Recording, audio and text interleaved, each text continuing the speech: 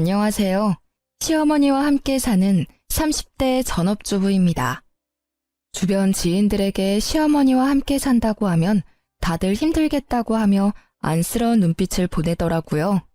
솔직히 친정엄마랑 같이 살다가도 싸우는데 시어머니와 같이 살면 불편한 점도 있긴 합니다.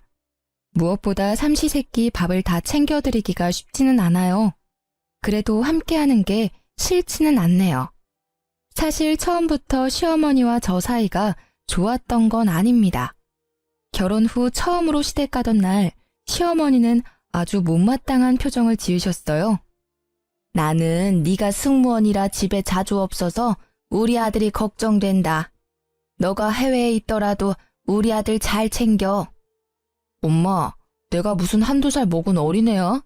희연이가 날 낳은 것도 아닌데 얘가 날 왜 챙겨? 난 내가 알아서 잘하니까 괜히 희연이한테 그런 소리 하지 마. 변호사라는 직업이 얼마나 힘든 일이야. 재판하고 하는 게 얼마나 정신적인 스트레스인데. 그래서 일 안 하고 집에서 너만 내조할 며느리를 구하고 싶었는데, 에휴. 요새 같은 세상에 그런 이야기하면 밖에서 욕먹어요. 그리고 나 못지않게 스튜어디스도 스트레스 많이 받아요. 요새 비행기에 진상 부리는 손님이 얼마나 많다고.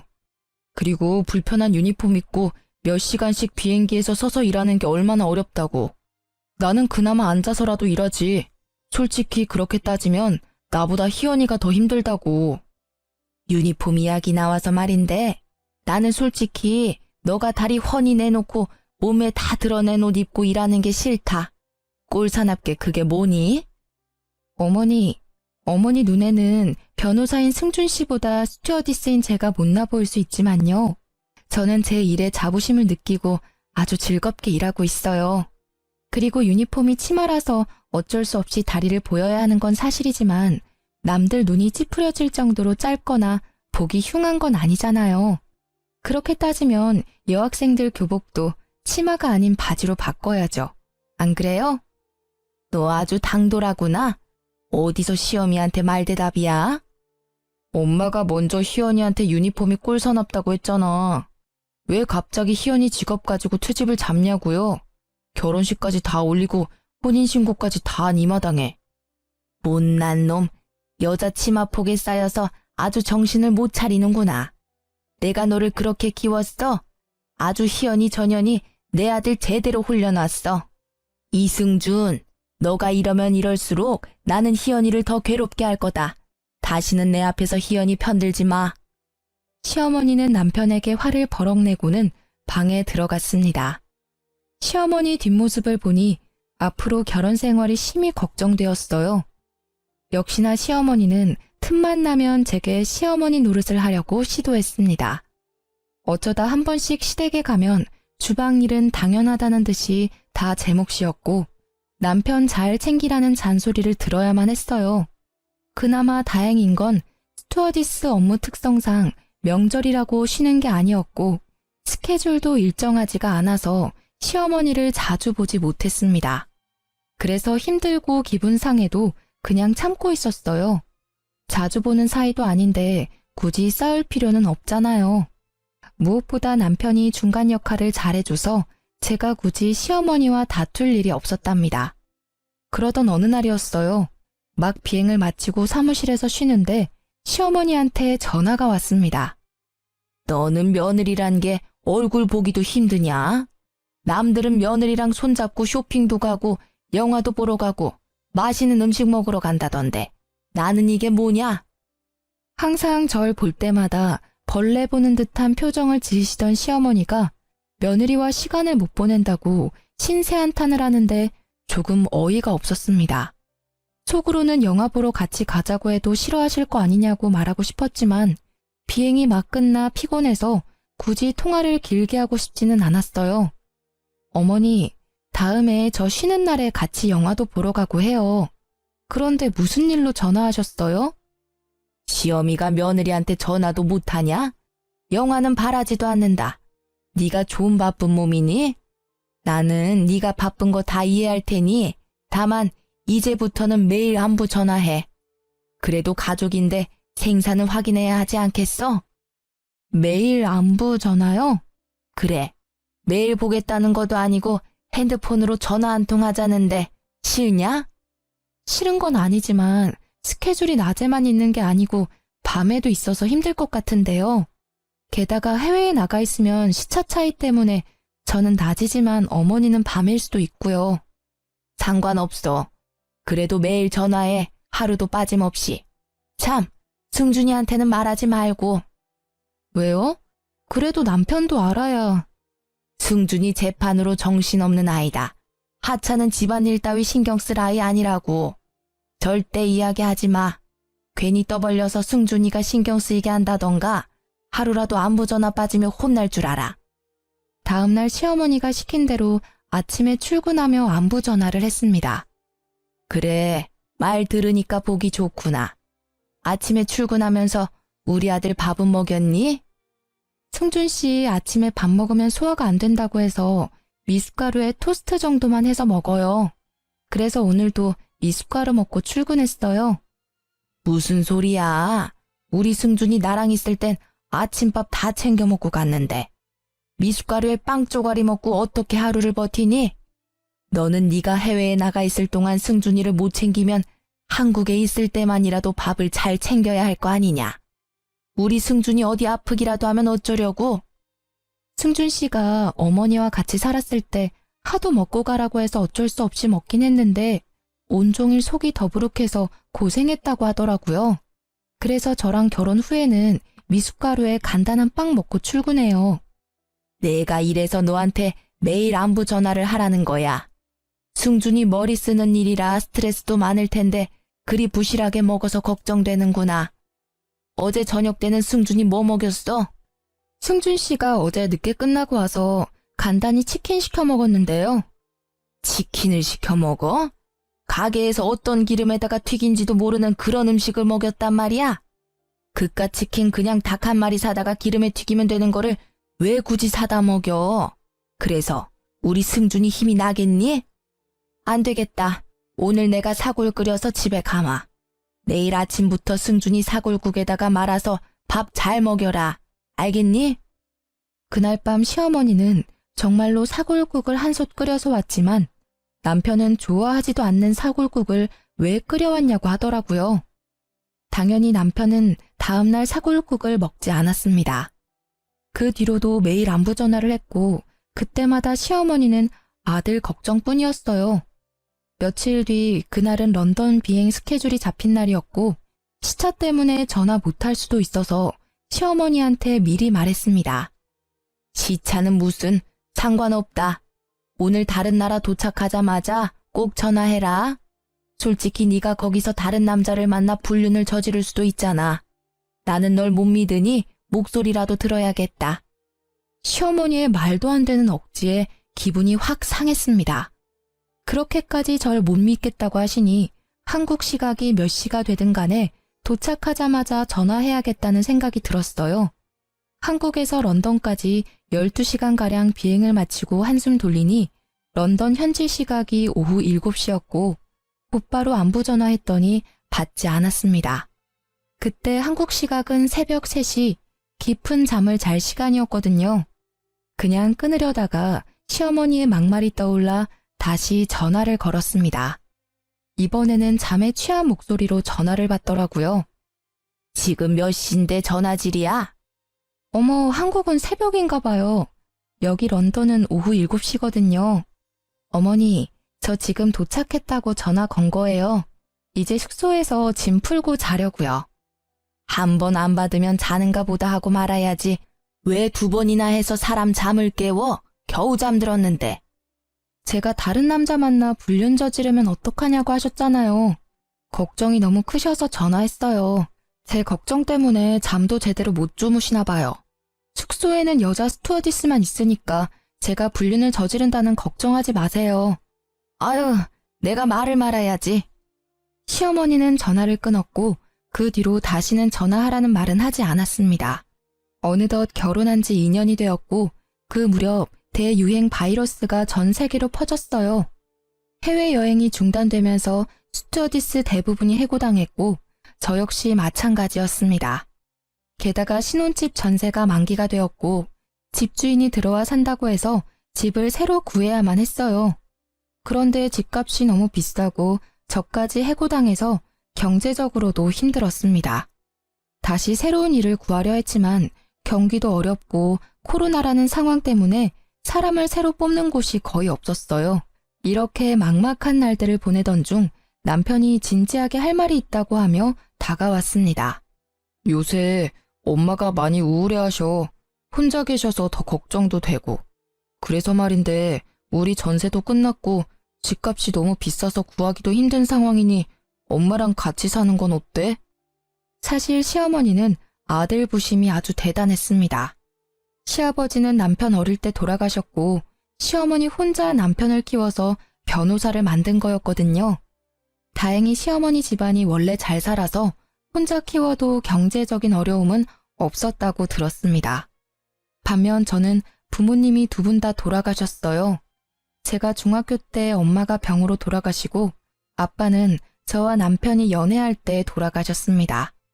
그래도 아빠가 회사 생활을 열심히 하셔서 경제적으로 부족하지는 않았어요.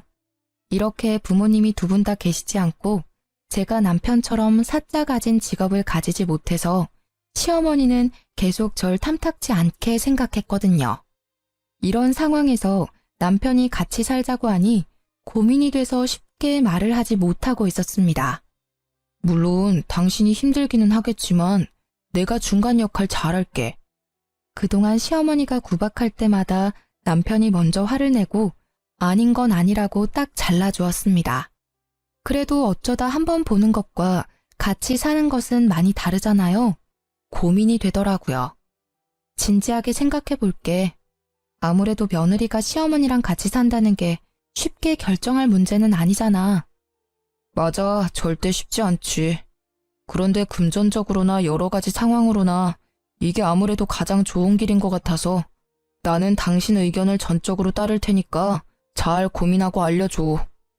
그 뒤로 합가 문제로 몇 날 며칠 고민했고 결국 합가를 결심했습니다.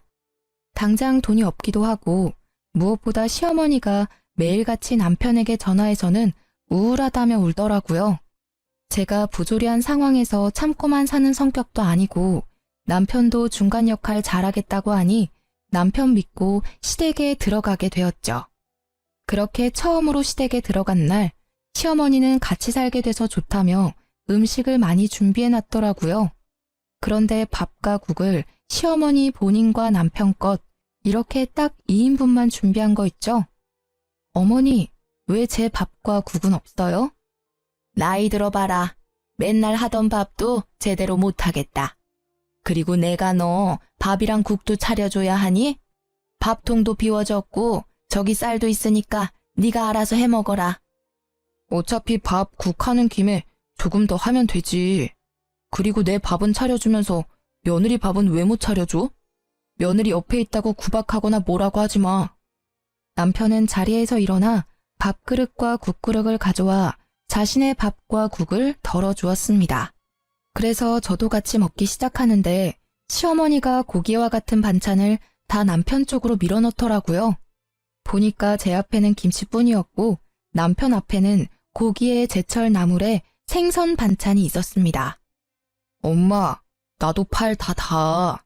식탁 모서리에 있어도 내가 팔 뻗어서 먹을 수 있다고. 도대체 왜 그래? 며느리 왔으니까 무슨 시어머니 노릇이라도 하겠다는 거야? 왜 희연이는 먹기 힘들게 모든 반찬을 다 내 앞에다가 놓냐고. 이게 아들을 생각하는 엄마 마음이다. 니는 아직 네 자식 안 낳아봐서 몰라. 내 자식 고기 한 점, 생선 한 점이라도 먹이고 싶은 내 마음이라고. 넌 알지도 못하면서. 엄마가 이러면 너무 부끄러워. 그러니까 이러지 마. 만약에 계속 이러면 나 희연이 데리고 월세방이라도 들어가서 살 거야. 알겠어요? 알았다, 알겠어. 아유, 너 무서워서 괴롭히겠냐? 아들 키운 거 소용없다니까. 하지만 말과는 다르게 시어머니 눈은 저를 매섭게 흘겨보고 있었습니다. 다음 날 아직 날이 밝지도 않은 새벽 5시부터 시어머니가 저만 깨워서는 조용히 나오라고 성화였어요. 아직 해도 안 떴는데 왜 벌써 깨우세요? 벌써? 너는 생각이 있는 거냐 없는 거냐? 승준이 출근해야 하니 얼른 아침밥 준비해야 할 거 아니냐. 어제 내가 식재료 다 써버려서 냉장고 텅텅 비었으니 얼른 새벽 시장 가서 장 봐. 얼른 나가라고 독촉해서 어쩔 수 없이 새벽 시장에 갈 채비를 위해 방으로 향했습니다. 어디 가는 거냐? 새벽 시장 가라니까. 왜 도로 방에 들어가? 이 새벽에 잠옷 입고 머리 이러고 시장 가면 사람들이 저 제정신 아닌 사람으로 봐요. 옷은 갈아입고 나가야죠. 지갑도 챙기고요. 방에 들어가니 잠기가 밝은 남편이 이미 일어나서는 신경이 곤두서 있었습니다. 아직 해도 안 떴는데 무슨 일이야? 어머니가 당신 아침 먹여야 한다고 밥상 준비하라고 그러시네. 그래서 지금 새벽 시장에 장 보러 가. 남편은 제 말이 떨어지기가 무섭게 방문을 열었습니다.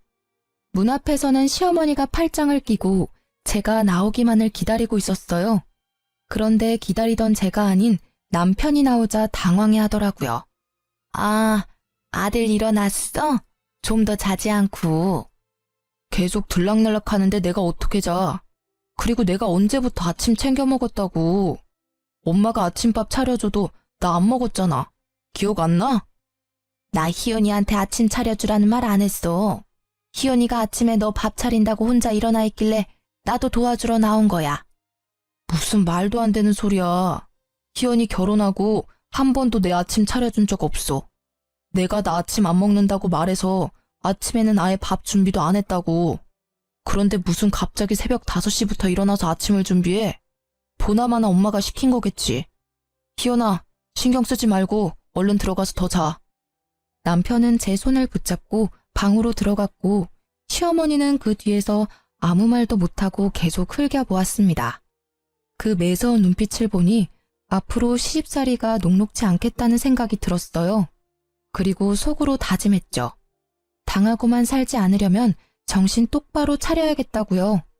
그날 오전 남편이 출근하자마자 시어머니가 저를 불렀습니다. 그러더니 냉장고의 모든 음식을 다 꺼내더라고요. 분명 새벽에는 냉장고에 식재료가 없다고는 했지만 냉장고는 각종 음식으로 가득 채워져 있었습니다. 어느 정도냐면 전쟁 나서 못 사 먹어도 이 냉장고만 있으면 한 달은 넉넉히 먹고 살겠더라고요. 사실 남편이 그동안 그렇게 버리라고 했지만 시어머니는 언젠간 다 쓸모 있다며 절대 버리지 않았습니다. 이제야 다 꺼냈네. 나는 친구들 만나러 다녀올 테니 너는 냉장고 청소도 하고 이 음식들 다 보기 좋게 정리해라. 음식들 있을 때는 몰랐는데 보니까 냉장고 구석구석 음식 국물 같은 게 많이 묻었더라. 하나도 남김없이 깨끗하게 닦아놔. 알겠니?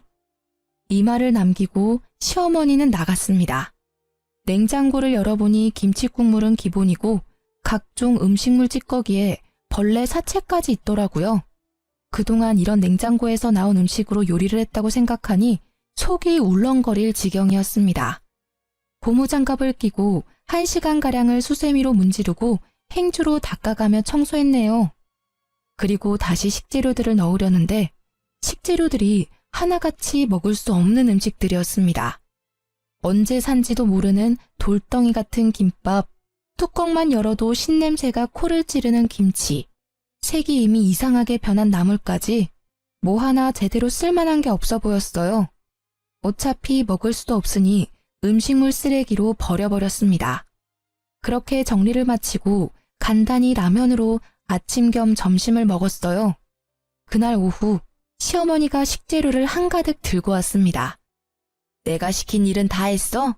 냉장고 검사 좀 하자. 냉장고 문을 연 시어머니는 화를 내기 시작했습니다. 냉장고가 왜 텅텅 비었어? 다 버린 거야? 너 내가 일 시켰다고 반항해? 반항이 아니라 아무리 봐도 제가 보기엔 먹을 수 없어 보이던데요. 돌덩이 같은 김밥에 완전 신김치에 나물도 다 상해서 버렸죠. 왜 못 먹어? 다 먹을 수 있었어. 생각이 아무리 없어도 그렇지 귀한 음식들을 죄다 내다 버리면 어떡하니? 이렇게 음식 다 버리면 벌 받아. 상하고 오래된 음식을 누가 먹어요. 그거 먹었다가는 식중독 걸리고 장염 걸려요. 절대 먹으면 안 된다고요. 야, 너보다 내가 더 요리 많이 했어. 내가 더 잘한다고. 그런 음식 먹어도 괜찮아. 안 죽어. 시어머니가 한창 제게 일장 연설을 하고 있는데 남편이 집에 들어왔습니다. 그런데 남편이 들어오는 소리에 시어머니가 목소리가 싹 변하더라고요. 얘야, 아무리 그런다고 그걸 다 버리면 어쩌니? 다 먹을 수 있는 음식이었는데. 그러니까 내가 같이 하자고 했잖아. 다음에는 힘들게 혼자 하지 말렴. 우리 아들 왔니?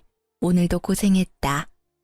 불과 몇 초 전까지만 해도 절 쥐잡듯이 잡던 시어머니가 갑자기 나긋해지는데 뮤지컬 지킬 앤 하이드의 한 장면을 보는 줄 알았습니다. 무슨 일이야? 부엌에서 뭐 했어? 내가 잠깐 외출한 사이에 기특하게도 희연이가 냉장고 청소를 다 해놨지 뭐니. 그런데 다 쓸모있는 식재료였는데 다 버렸어. 그래서 잠깐 얘기 좀 하고 있었단다. 드디어 다 버렸어? 아, 나도 너무 오래된 음식들이 많아서 다 정리하고 싶었는데 잘 됐네. 여보, 오늘 너무 고생했어. 냉장고에 먹거리도 없으니까 오늘 외식하자. 외식하자고? 그냥 집에서 해먹지. 뭐 안 그래도 내가 집에 오는 길에 장도 다 봐왔어. 그냥 장 본 거로 해서 먹자. 희연이랑 나랑 우리 아들 좋아하는 구절판에 갈비찜 하려고 했는데. 오늘 희연이 고생했잖아. 그리고 지금 손이 많이 가는 구절판을 하면 언제 먹고 언제 치워? 그냥 오늘 장 본 건 내일이나 다음에 먹고 오늘은 외식해요. 여보, 가자. 시어머니는 음식을 시키려고 했지만 남편 성화에 어쩔 수 없이 외식하게 되었어요. 외식하면서도 얼마나 절 노려보던지 제 얼굴 반쪽이 달아 없어질 뻔했답니다. 그 뒤로 저와 시어머니는 언제 폭발할지 모르는 아슬아슬한 시간을 보내고 있었어요. 아무래도 시어머니와 붙어있는 시간이 많다 보니 힘들었고 조금이라도 떨어져 있고자 일을 구하기 시작했습니다. 제가 가장 잘하고 좋아하는 게 영어여서 영어 강사 쪽으로 생각하고 수업하는 연습을 해보았어요. 영어 가르치는 게 쉬울 줄 알았는데 역시 말하는 것과 가르치는 것은 달랐습니다. 이대로는 안 되겠다 싶어 목걸이형 녹음기를 사서 녹음 버튼을 눌러 강의하는 연습을 했어요. 중간중간 제 목소리를 들으며 목소리 톤이나 강의가 어떤지 스스로 평가하고 있었습니다. 한창 연습 중인데 시어머니가 부르길래 가보니 엊그제 세탁한 두꺼운 이불을 화장실 욕조에 넣고 물 뿌리고 있더라고요. 어머니, 엊그제 세탁한 이불을 왜 욕조에 넣고 계세요? 뭐 하긴 이불 빨래 해야지. 나는 늙어서 다리 힘이 없으니까 네가 좀 밟아라. 세탁한 지 얼마 되지도 않았는데 이걸 왜 또 빨아요? 그리고 요새는 세탁소에서 이불 빨래도 잘해주는데. 집에서도 충분히 빨래할 수 있는데 쓸데없이 돈을 왜 쓰니? 그리고 엊그제 세탁했지만 냄새 나면 다시 해야지.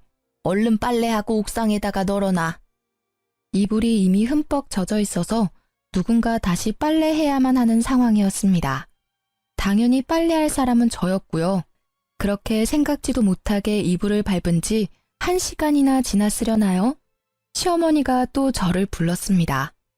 이불 빨래는 조금 있다가 하고 밥부터 해라. 배고프구나. 거실에서 TV만 보고 있던 시어머니가 직접 하셔도 될 듯한데 굳이 밥을 차리라고 하셨습니다. 속에서 팔팔 끓는 분노를 참으며 부엌으로 가 음식을 준비했어요. 다행히 밑반찬이 꽤 있었고 점심때 한밥이 꽤 많아서 금세 상을 차릴 수 있었습니다. 상을 차리고 시어머니와 같이 먹으려고 자리에 앉으니 제 수저를 치워버리는 게 아니겠어요. 너는 지금 이불 빨래 해야지 어디 앉아서 밥을 먹으려고 해. 지금 한가하게 밥 먹을 시간이 있어? 안 그래도 갑자기 이불 빨래를 시켜서 짜증났는데 이 소리까지 들으니 기분이 더 좋지 않았고 밥맛도 뚝 떨어졌습니다. 어차피 기분 좋지 않을 때 밥 먹으면 체하니 알겠다고 하고 화장실로 가서 다시 이불 빨래를 시작했어요. 그렇게 10분 정도 지났으려나요? 이불이 시어머니라고 생각하며 연락에 밟고 있는데 남편이 왔습니다. 뭐야, 중준이 오늘 야근한다고 하지 않았니? 일이 생각보다 빨리 끝나서 그냥 퇴근했어요. 그런데 여보, 그 이불 엊그제 내가 빨아서 옥상에다가 널어둔 건데 왜 또 빨고 있어? 아유 참, 내가 밥 먹고 같이 이불 빨래 하자니까 나 힘들다고 굳이 꼭 혼자 하려고 하네. 희연아, 나 밥 다 먹었으니까 이제 너도 가서 밥 먹어라. 내가 마무리할게. 설마 엄마가 희연이한테 시킨 거야? 저 이불 내가 널었다고 희연이한테도 분명 말했는데? 내가 설마 며느리한테 이불 빨래 시켰겠니? 희연이가 이불이 잘못 말려졌는지 냄새가 난다고 이불 빨래를 하겠다잖아. 그냥 세탁소에 맡기자니까 끝까지 싫다고 하고. 어머니, 무슨 말씀이세요? 저 방에 있는데 어머니께서 저를 부르셨잖아요. 이불 빨래 하라고요. 예, 내가 언제 그랬다 그래? 왜 생사람을 잡니? 시어머니는 남편 앞에서 딱 잡아떼며 아니라고 했습니다. 순간 제 목에 걸린 녹음기가 생각났어요. 사실 아까 강의 연습한다고 녹음 버튼을 누르고 아직 꺼두지 않았거든요. 그래서 녹음기를 켜서 남편과 시어머니한테 들려주었습니다. 녹음기에는 아주 명확하게 시어머니가 이불 빨래를 시킨 대화가 다 녹음되어 있었고, 다 들은 남편이 시어머니한테 화를 냈어요. 엄마가 희연이한테 이불 빨래 시켰네. 더러워진 이불도 아니고 엊그제 빨래한 이불을 왜 또 빨라고 그래요? 남편 말에 시어머니는 아무 말도 하지 못했습니다. 빼도 박도 못할 명확한 증거가 있으니 오리발도 못 내밀더라고요. 엄마, 기분 나쁘게 생각하지 말고 들어요. 내가 정말 엄마가 걱정돼서 그래.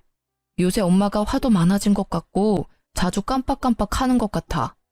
내 친구 부모님이 엄마처럼 화도 많이 내고 말이 자주 바뀌는 증세를 보이다가 뭔가 이상해서 병원 검진 받으니까 치매였대. 나 지금 엄마가 치매가 아닐까 너무 걱정돼. 한번 검사 받아보자. 치매는 무슨, 아니야, 나 괜찮아. 아주 건강하다고. 남편은 진지하게 시어머니의 치매를 의심하고 시어머니는 아니라고 했습니다. 당연히 아니겠죠. 그저 저를 괴롭히고 싶은 거니까요. 며칠 뒤 그날은 시어머니 생신을 앞둔 평일이었습니다. 남편이 출근하자마자 시어머니가 부르더라고요. 토요일이 내 생일인 거 알지? 그래서 오늘 내 친구들 집으로 초대했다. 점심때 온다니까 음식 준비해라. 오늘이요? 저 음식도 잘 못하는데 그걸 지금 말씀해 주시면 언제 준비해요? 그래서 내가 장은 다 봐놨어. 냉장고에 보면 갈비찜이랑 구절판, 잡채, 나물, 삼색전 할 수 있도록 식재료 다 있다. 지금부터 준비하면 딱 맞게 끝나겠네. 어머니, 전 정말 못해요. 그냥 배달시켜요. 솔직히 제가 잘하지도 못하는 요리에서 어머니 부끄러워지느니 그냥 깔끔하게 배달시키는 게 낫잖아요. 시간도 절약되고요. 배달 같은 소리 하고 있네. 야, 집에 다들 오겠다는 이유가 뭔데? 며느리 손맛 보고 싶어서 그런 거 아니야.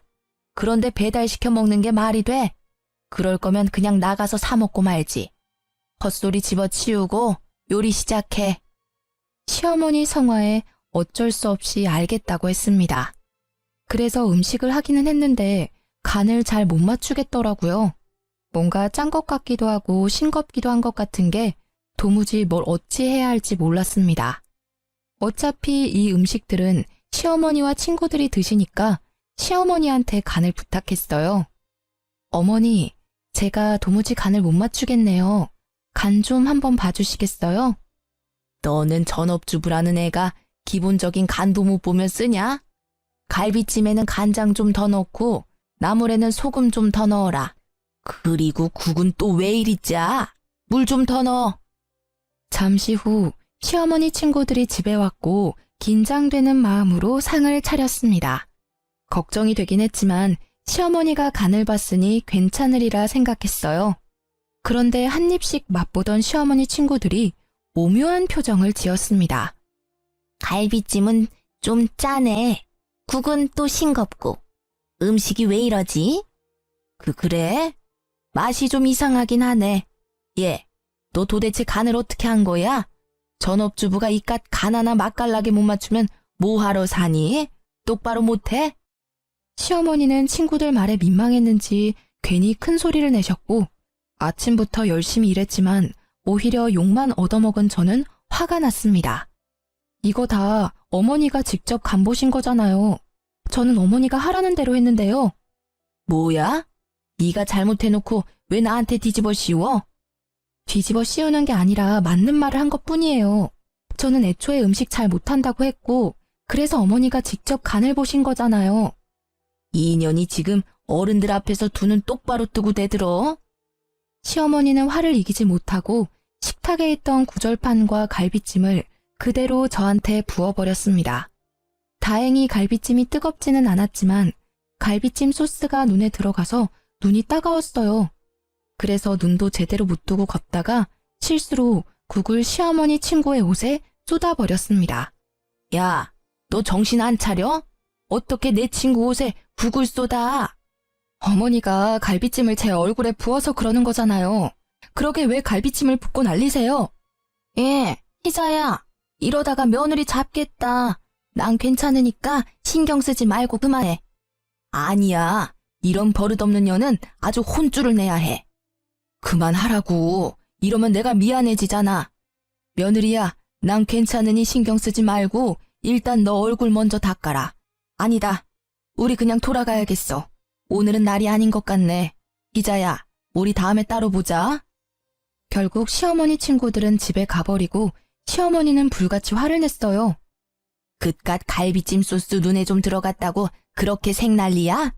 너 때문에 내 친구들 기분 다 상해서 갔잖아. 내가 못 살아. 요리도 못해 성격도 안 좋아. 이딴 거를 내가 며느리로 뒀다. 아이고 내 팔자야. 얼른 이거나 다 치워. 갈비찜 소스를 뒤집어 쓴 저는 일단 씻고 싶은 마음에 화장실로 가니 시어머니가 부엌부터 치우라고 난리였습니다. 그때 회사에 간 남편이 중요한 서류를 두고 왔다면서 집에 왔어요. 그런데 부엌은 난리가 났고 저는 음식물을 뒤집어 쓰고 있으니 남편이 깜짝 놀라 비명을 지르더라고요.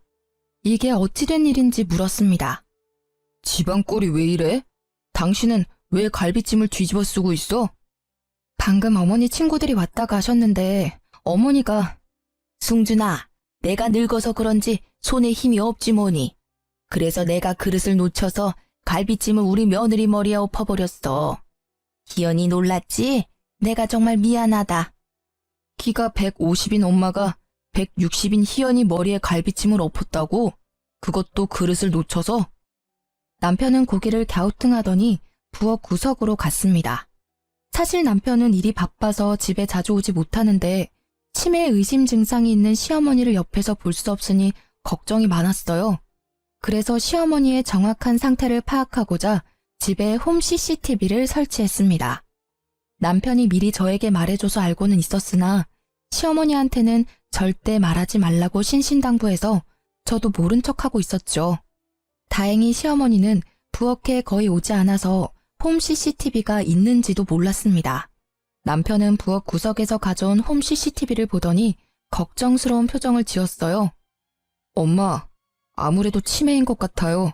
병원에서 검사해야겠어요. 아니야, 나 치매 아니야. 나 아주 멀쩡하다고.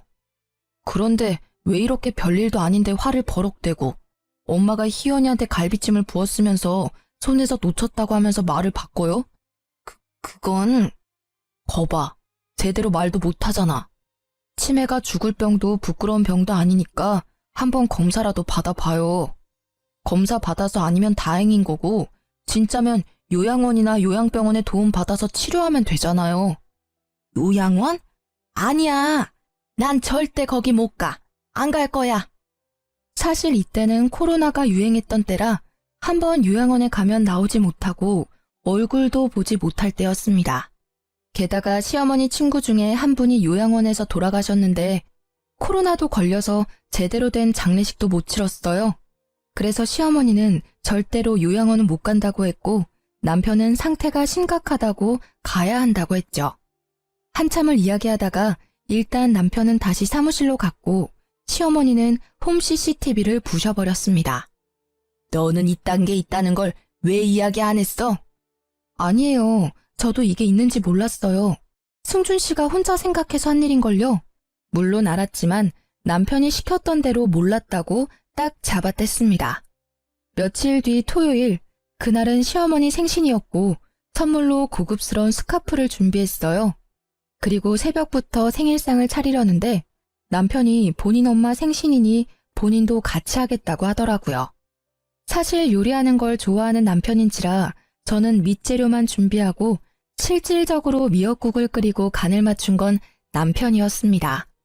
우리는 오붓하게 같이 요리하며 생일상을 차리고선 시어머니를 깨웠어요.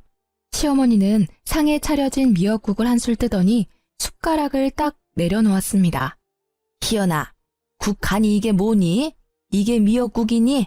그냥 미역이랑 물 섞어 놓은 거지. 아직도 간을 이렇게 못 맞추니? 엄마, 국 이상해? 이거 내가 한 건데. 네가? 네가 왜 내 미역국을 끓여? 엄마 생일이니까 아들인 내가 끓였지. 원래 매년 엄마 생일 때마다 내가 미역국 끓였잖아. 기억 안 나요? 그때야 희연이 제가 해외 나가 있을 때고 지금은 며느리가 집에 있는데 네가 왜 내 미역국을 끓여? 당연히 며느리가 끓여야지. 김희연, 너 설마 내 미역국 끓이기 귀찮아서 우리 아들 시켰어? 아니에요, 어머니. 저는 혼자 준비하려고 했는데 승준 씨가 굳이 같이 하겠다고 해서요. 그리고 아시겠지만 저는 간을 잘 못 맞추잖아요. 저보다는 남편이 간을 잘 맞추니까 미역국도 끓인 거죠. 맛이 없으세요? 전 맛있는데. 그게 아니라 밖에서 일하느라 몸도 마음도 힘든 애가 집에서도 주방일 하는 건 아니지 않니? 승준이가 미역국을 끓인다고 해도 너가 생각이라는 게 있으면 당연히 말려야 하는 거 아니냐고. 어머니, 승준 씨가 매일 주방일 하는 것도 아니고 오늘 딱 하루인데 너무 걱정하시는 거 아니에요? 맞아, 엄마. 내가 뭐 매일 집안일해? 엄마 생일이라서 하루 한 거잖아. 그리고 엄밀히 따지면 피 한 방울 안 섞인 며느리가 미역국 끓이는 것보다 아들인 내가 미역국 끓이는 게 맞지. 안 그래? 시어머니는 표정이 확 일그러지더니 아무 말 없이 밥을 먹었습니다. 아침을 먹은 뒤 시어머니한테 제가 준비한 스카프를 드렸고 다행히 예쁘다고 했어요. 그날 오후 남편은 방에서 잠깐 일하고 있고 저는 화장실에 갔다가 나오는데 시어머니가 선물한 스카프를 들고 저를 몰래 불렀습니다. 그러더니 아주 작은 목소리로 속삭이듯이 말했어요. 스카프가 이게 뭐니? 너는 이 스카프가 예쁘다고 생각해? 네가 한번 이 스카프 둘러봐라. 보는 눈이 촌스러워서는.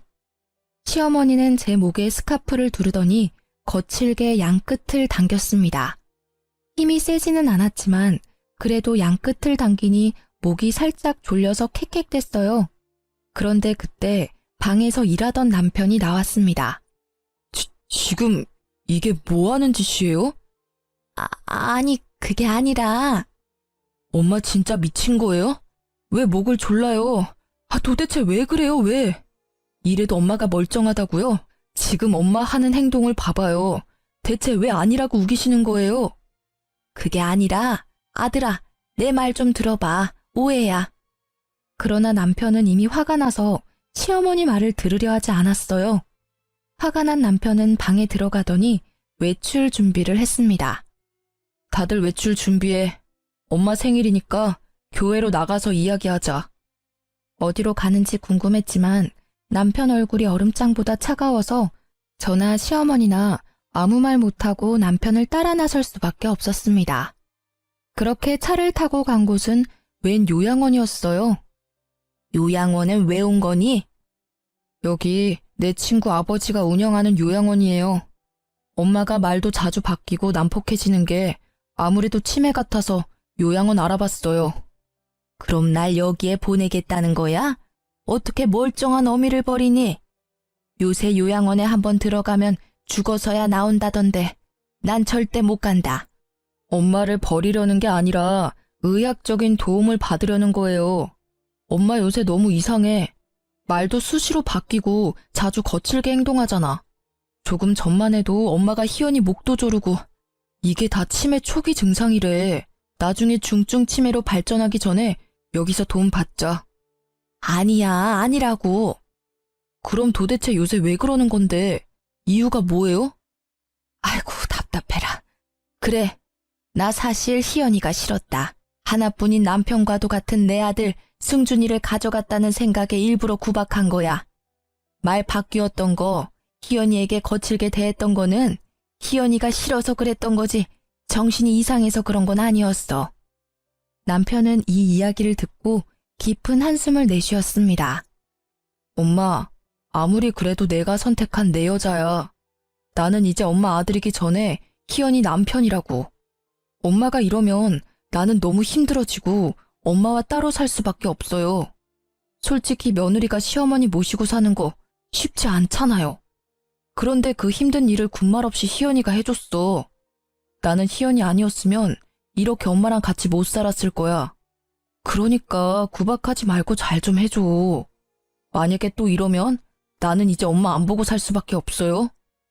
이 말을 마친 남편 눈에서 눈물이 한 방울 툭 떨어졌습니다. 강직하던 남편 눈물에 시어머니도 깜짝 놀랐는지 다시는 그러지 않겠다고 약속했어요. 그 뒤로 시어머니는 저를 괴롭히지 않았고 평화로운 1년이 지났습니다. 저는 영어 강사로 취업했고 남편 변호사 사무실은 더 잘 되고 있었어요. 시어머니도 운동과 취미 활동을 하며 건강히 생활하고 계십니다. 그리고 지난주 시어머니 생신이 있었어요. 이번에는 남편이 일이 많아 새벽부터 저 혼자 시어머니 생일상을 차렸습니다. 이걸 너 혼자 다 차린 거니? 정말 고생 많았다. 고맙게 잘 먹으마. 불과 1년 전까지만 해도 음식 못한다고 그렇게 구박하셨는데 이렇게 고맙다고 말씀해 주시니까 너무 좋은데요. 얘는 부끄럽게 지나간 일은 왜 꺼내니? 이연아, 내가 그동안 너한테 내색은 안 했지만 나랑 같이 살아줘서 정말 고맙다. 어머니, 갑자기 왜 그런 이야기를 하세요? 낯간지러워요. 사실 친하게 지내던 친구 하나가 있는데 그 집 아들 며느리가 멀쩡한데도 그 친구를 요양원에 강제로 입소시켰대. 가끔 나랑 통화하는데 너무 억울해하고 힘들어하고 있더라. 그런 모습을 보니까 이렇게 아들 며느리와 함께 사는 게 얼마나 행복하고 감사한 일인지 느꼈단다. 우리 앞으로 친정엄마와 딸 사이까지는 못하더라도 친한 친척처럼 잘 지내보자. 제 손까지 붙잡으시며 진심으로 말씀하시는데 어지간하면 감동받지 않는데도 눈물이 찔끔 나오더라고요. 그리고 그때 결심했습니다. 시어머니를 진짜 친정엄마처럼 모시고 살기로요. 그날 시어머니와 저는 아주 행복하게 웃으며 세상에서 가장 맛있는 식사를 했네요. 저와 시어머니가 서로 마주보고 편안하게 밥을 먹기까지는 남편 도움이 참 컸습니다. 사실 여기 사연 들어보면 남편이 중간 역할을 못해서 결국 이혼까지 가는 부부가 참 많잖아요.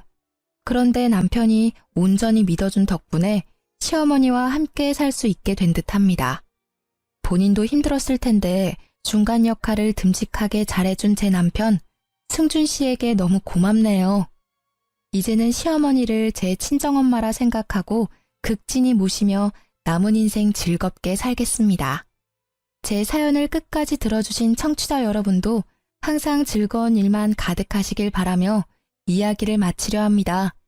끝까지 들어주셔서 감사해요.